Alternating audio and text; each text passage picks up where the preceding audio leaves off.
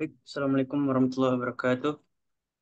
Alhamdulillah, namadu wa nasta'inu wa nastaghfiruh, wa na'udzubillahi min shururi anfusina wa min sayyiati a'malina. May yahdihillahu fala mudilla lahu wa may yudlilhu fala hadiya lahu.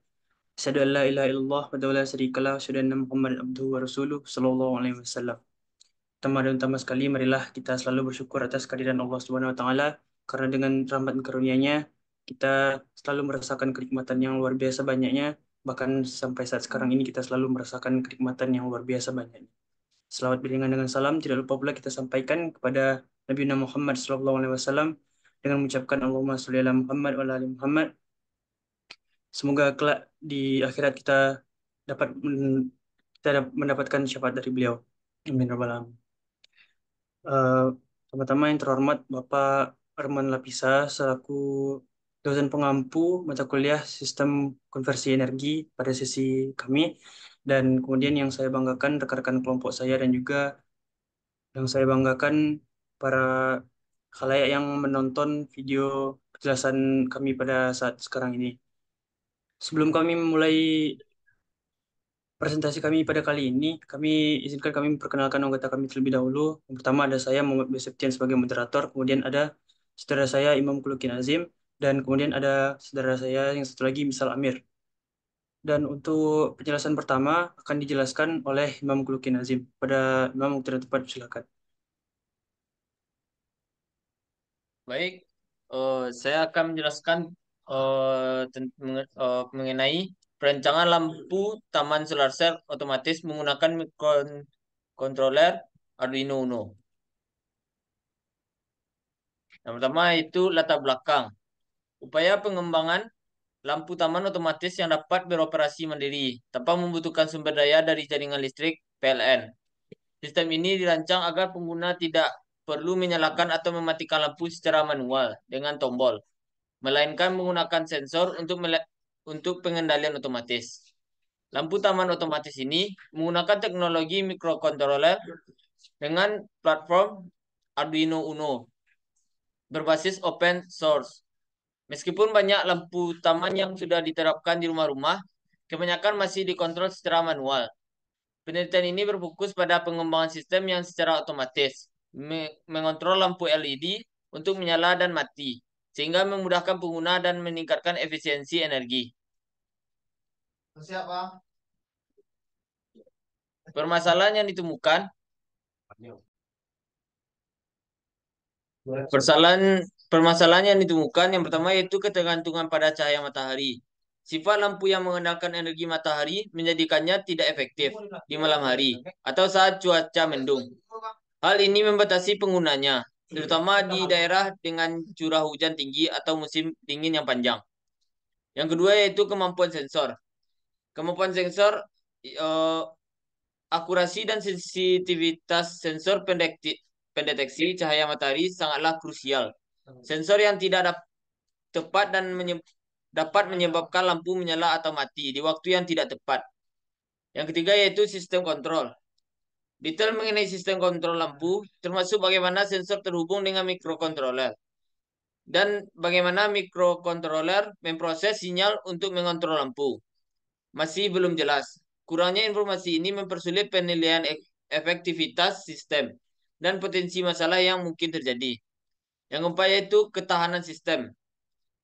Lampu taman ini dirancang untuk penggunaan luar ruangan, sehingga harus tahan terhadap berbagai kondisi cuaca, seperti air, debu, dan getaran. Lampu ini dibuat untuk memenuhi ketahanan tersebut. Ketahanan sistem yang rendah berpotensi menyebabkan kerusakan dan mengganggu fungsi lampu. Selanjutnya yaitu efisiensi energi. Meskipun menggunakan energi matahari, efisiensi sistem yang dipastikan bagaimana energi matahari dikonversi menjadi energi listrik dan bagaimana energi listrik digunakan untuk menyalakan lampu LED masih belum dijelaskan. Ini inefisiensi sistem dapat menyebabkan pemborosan energi dan memperpendek umur lampu. Selanjutnya itu biaya dan ketersediaan. Informasi mengenai biaya pembuatan dan ketersediaan komponen lampu ini penting untuk mengetahui kelayakan dan stabilitasnya. Selanjutnya yaitu aspek keamanan. Lampu ini menggunakan energi listrik, sehingga aspek keamanannya perlu diperhatikan. Selanjutnya itu pengujian dan validasi. Bukti pengujian dan validasi untuk memastikan kinerja lampu dalam berbagai kondisi cuaca masih belum tercantum. Sulit untuk menjamin keandalan lampu ini di aplikasi yang sebenarnya. Tujuan dan manfaat dari lampu taman tersebut. Yang pertama yaitu ramah lingkungan dan hemat biaya melepaskan ketergantungan energi listrik terhadap PLN. Yang kedua, kemudahan dan keamanan mendapatkan kemudahan pengoperasian otomatis tanpa perlu intervensi manual. Selanjutnya itu meningkatkan estetika, menghadirkan sentuhan keindahan pada taman dengan desain lampu yang menarik dan pencahayaan yang indah. Yang keempat yaitu efisiensi ketahanan lampu LED yang digunakan terkenal dengan konsumsi energinya yang rendah dan tahan lama. Selanjutnya, kemudahan instalasi dan perawatan tak perlu keahlian khusus untuk pemasangan dan perawatan lampu ini. Keenam, serbaguna dan multifungsi cocok untuk berbagai area outdoor seperti taman rumah, taman kota, taman bermain, dan area publik lainnya. Yang ketujuh, operasi otomatis lampu secara otomatis menyala saat senja dan mati saat fajar tanpa perlu intervensi manual. Yang delapan, sensor cahaya beberapa model dilengkapi dengan sensor cahaya yang dapat menyesuaikan tingkat kecerahan lampu dengan kondisi sekitar. Baik, berikut penjelasan komponen. Yang pertama yaitu solar cell. Solar cell merupakan pembangkit listrik yang mampu mengkonversi sinar matahari menjadi arus listrik. Energi matahari sesungguhnya merupakan sumber energi yang paling menjanjikan mengingat sifatnya yang berkelanjutan, serta jumlahnya yang sangat besar. Bentuk dari solar cell dapat kita lihat pada gambar. Baik, materi selanjutnya eh, saya kembalikan kepada moderator. Baik, terima kasih atas penyampaian materi yang sudah disampaikan oleh Imam. Kemudian penyampaian materi selanjutnya akan disampaikan oleh saudara saya, Salamir. Pada saudara, silakan. Ya, terima kasih moderator. Penjelasan komponen. Baterai VRLA. Baterai FRLA atau Fault Regular Lead Acid Battery adalah sebuah baterai dengan elektroda yang terbuat dari timbal yang rendah oleh asam sulfat encer. Seringkali baterai ini dinamakan baterai carrying dan karena bentuk serta rancangan dari baterai ini menyebabkan mereka dapat dipasang di posisi mana saja dan tidak memerlukan pemeliharaan yang konstan bila dibandingkan dengan baterai basah atau aki basah.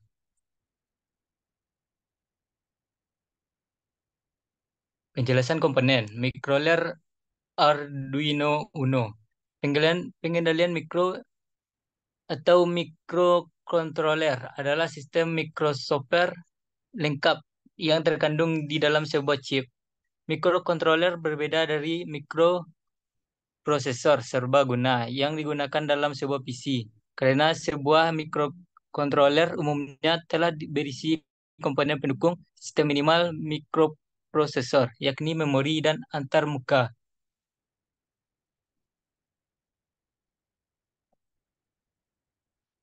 Penjelasan komponen semikonduktor LED atau light emitting diode. LED adalah sebuah dioda pemancar cahaya atau LED yang merupakan perangkat semikonduktor penghasil cahaya. LED digunakan sebagai lampu indikator di banyak perangkat dan semakin digunakan untuk pencahayaan lainnya. LED diperkenalkan sebagai komponen elektronik praktis pada tahun 1962. LED pada awalnya dipancarkan dengan cahaya merah berintensitas rendah, tapi kini LED versi modern tersedia di seluruh dunia memiliki cahaya ultraviolet dengan kecerahan yang sangat tinggi.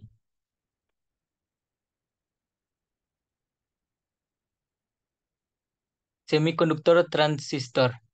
Transistor adalah alat semikonduktor yang dipakai sebagai alat penguat, sebagai pemutus rangkaian, penyambung atau switching, stabilitas tegangan melalui modulasi sinyal, dan lain-lainnya.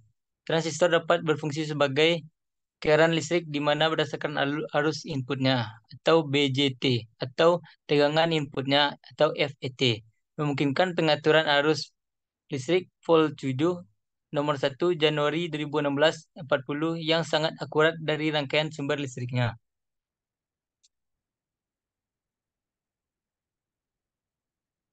Liquid Crystal Display (LCD) adalah sebuah panel tampilan yang menampilkan gambar secara visual yang bekerja dengan menggunakan sifat-sifat cahaya yang telah dimodulisasikan oleh kristal cair. LCD adalah sebuah perangkat optik yang dapat dimodulisasikan secara elektronik yang dibuat dari banyak segmen yang diisi oleh cairan kristal yang disusun di depan sumber cahaya atau sebuah pemantul cahaya untuk menghasilkan gambar berwarna atau gambar hitam putih.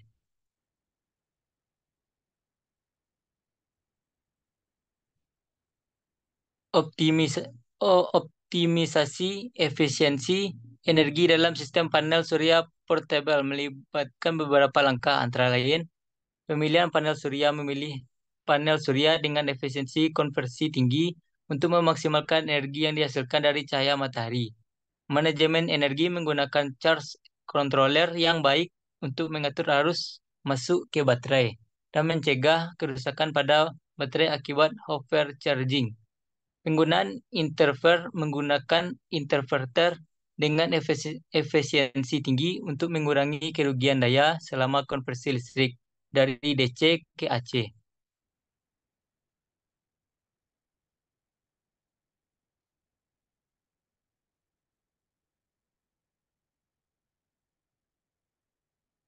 Komponen utama yang digunakan dalam alat input meliputi panel surya, lampu LED, toolbox, alas, dan tiang.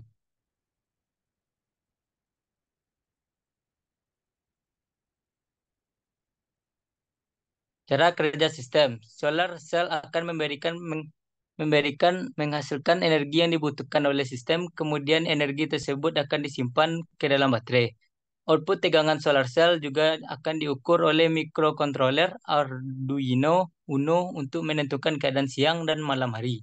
2. Mikrokontroler Arduino Uno akan menentukan apakah kondisi hari sudah malam atau apakah hari masih terang dengan bantuan data-data dari solar cell.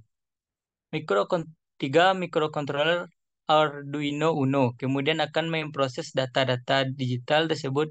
Kemudian apabila kondisi lingkungan telah gelap atau malam, maka mikrokontroler Arduino Uno akan menyalakan lampu LED dengan menghidupkan seklar elektrolit yaitu transistor driver. 4. Mikrokontroler juga akan memberikan informasi mengenai kondisi baterai dan energi yang telah disimpan adanya dengan bantuan dari LCD Matrix 16x2. 5. LCD Matrix akan mengubah informasi yang diterima dari data digital yang dikirimkan oleh mikrokontroler Arduino Uno menjadi informasi visual yang dapat dimengerti oleh manusia. Sekian, saya kembalikan kepada moderator. Baik, terima kasih atas penyampaian materi yang sudah disampaikan oleh Saudara Mr. Amir. Kemudian untuk materi selanjutnya akan saya jelaskan sendiri terkait dengan cara pembuatannya. Untuk cara pembuatan dari alat yang akan kami buat ini, yang pertama itu pemilihan dan pengadaan komponennya. Yaitu yang pertama dengan pemilihan panel surya, baterai, charge controller, inverter, dan port output sesuai dengan kebutuhan. Kemudian pastikan semua komponen memiliki sertifikasi kualitas dan garansi yang valid. Kemudian dalam perakitan panel surya, yaitu dengan yang pertama yaitu memasang panel surya pada bingkai yang kuat dan ringan, dan kemudian menyambungkan kabel output panel surya dengan charge controller. Yang ketiga yaitu instalasi sistem penyimpanan energi. Yang pertama itu dengan menghubungkan baterai ke charge controller menggunakan kabel yang sesuai, dan kemudian memastikan baterai terpasang aman dan dilindungi dari benturan dan dapat dibuat dalam bentuk toolbox. Kemudian yang keempat, integrasi inverter dan port output. Yang pertama yaitu menyambungkan inverter ke baterai dan memastikan konversi daya dari DC ke AC berjalan dengan baik. Dan yang kedua yaitu memasang port USB, DC, dan soket AC pada kontak pelindung alat. Kemudian yang kelima yaitu pemeriksaan dan pengujian awal. Yang pertama kali dalam melakukan pemeriksaan pengujian awal ini yaitu memeriksa semua sambungan kabel dan komponen untuk memastikan tidak ada yang longgar atau salah sambung. Kemudian dengan melakukan pengujian awal untuk memastikan alat berfungsi dan mengisi daya dengan benar. Dan yang terakhir yaitu finishing dan pengujian akhir, yaitu menyelesaikan pemasangan fisik alat, termasuk pemasangan pegangan dan roda jika diperlukan. Dan kemudian melakukan pengujian akhir dalam kondisi simulasi darurat untuk memastikan alat dapat menyediakan listrik sesuai spesifikasi yang diinginkan.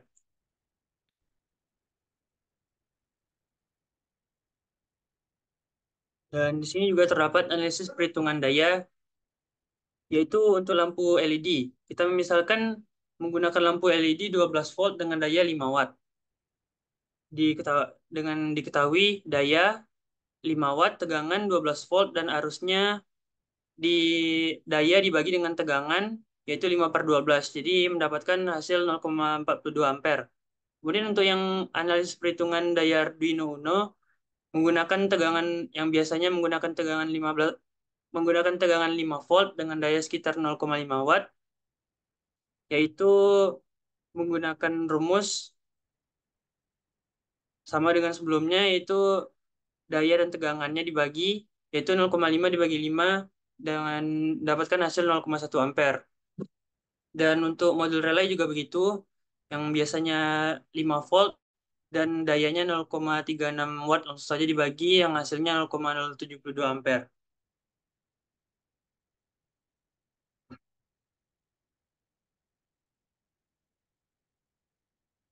Kemudian untuk yang sensor LDR. Sensor LDR membutuhkan arus yang sangat kecil, biasanya dalam orde miliampere. Kita bisa mengasumsikan sekitar 0,01 watt. Sama dengan rumus sebelumnya, langsung saja kita bagi daya dengan tegangannya, sehingga didapatkan hasil 0,002 ampere. Dan yang ketiga itu total kebutuhan daya, yang mana dihitung dengan menjumlahkan daya dari semua komponen yang digunakan. Yaitu tadi daya LED ditambah daya Arduino, daya relay, dan juga daya LDR. Sehingga didapatkan hasil 5,87 watt.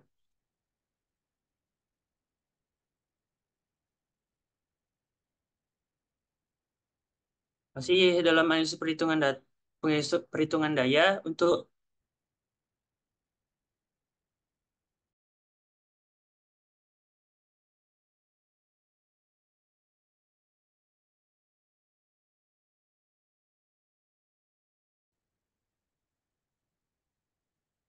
dan kemudian masih dalam analisis perhitungan daya untuk menghitung arus total atau I total, eh, perlu mempertimbangkan tegangan masing-masing komponen, yang mana sebagian besar komponen Arduino, relay, dan LDR bekerja pada 5 volt, sedangkan tadi lampu LED-nya bukan cuma tapi bekerja pada 12 volt. Yang arus pada sistem 12 volt itu menggunakan I12 volt sama dengan 0,42 ampere, atau tadi yang merupakan arus dari LED atau IELED. Kemudian arus pada sistem 5 volt yang pada Arduino Relay dan LDR tadi menggunakan langsung saja ditambahkan, yaitu hasilnya 0,174 ampere. Kemudian untuk kapasitas baterai, misalkan kita ingin lampu taman menyala selama 12 jam semalam. Kapasitas baterai yang dibutuhkan untuk lampu LED dalam sistem 12 volt yaitu si LED sama dengan arus LED atau ILED dikali waktu, sama dengan 0,42 dikali 12 sehingga hasilnya 5,04 Ah. Dan kapasitas baterai yang dibutuhkan untuk Arduino, Relay, dan LDR yang sistem 5 volt tadi yaitu langsung saja harus 5 volt dikali waktu, yaitu 0,174 dikali 12 sama dengan 2,088 Ah.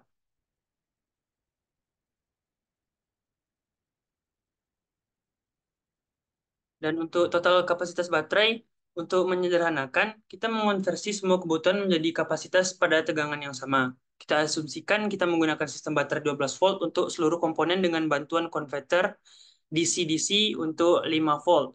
Konversi arus untuk Arduino, relay, dan LDR dari 5 volt ke 12 volt. Yaitu P5 volt sama dengan V5 volt dikali I5 volt sama dengan 5 kali 0,174 sama dengan 0,87 watt.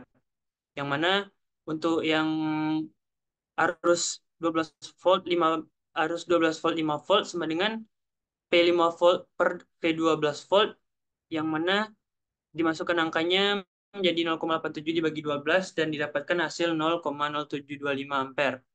Untuk total arus pada 12 volt yaitu LED atau arus LED ditambah arus 12 volt 5 volt tadi, yang mana hasilnya yaitu 0,4925 ampere. Dan untuk kapasitas baterai total yaitu arus total dan 12 volt dikali waktu sama dengan 0,4925 dikali 12 dan hasilnya yaitu 5,91 Ah. Untuk pemilihan panel surya, kita membutuhkan panel surya yang mampu menghasilkan daya yang cukup untuk mengisi baterai selama sehari penuh. Atau kita asumsikan saja 6 jam sinar matahari efektif per hari.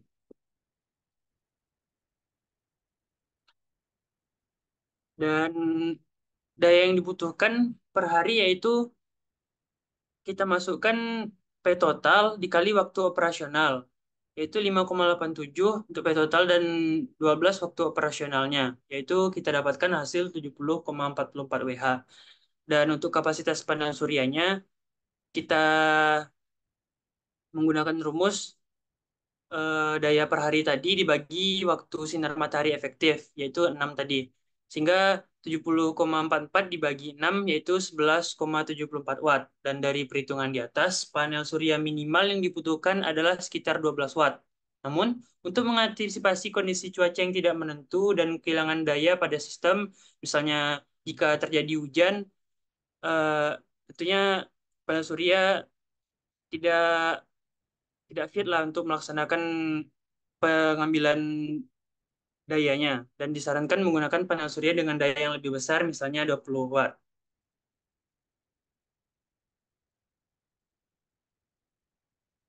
Dan sampai situ saja tadi analisisnya, dan dan berakhirnya analisis tadi, maka berakhir pula penyampaian materi yang disampaikan oleh kelompok kami. Saya moderator mewakili rekan-rekan saya juga. Mohon maaf apabila terjadi kesalahan penyampaian dan juga kesalahan-kesalahan lainnya yang terjadi pada penyampaian materi kali ini. Saya akhiri dengan bila taufiq wal hidayah. Assalamualaikum warahmatullahi wabarakatuh.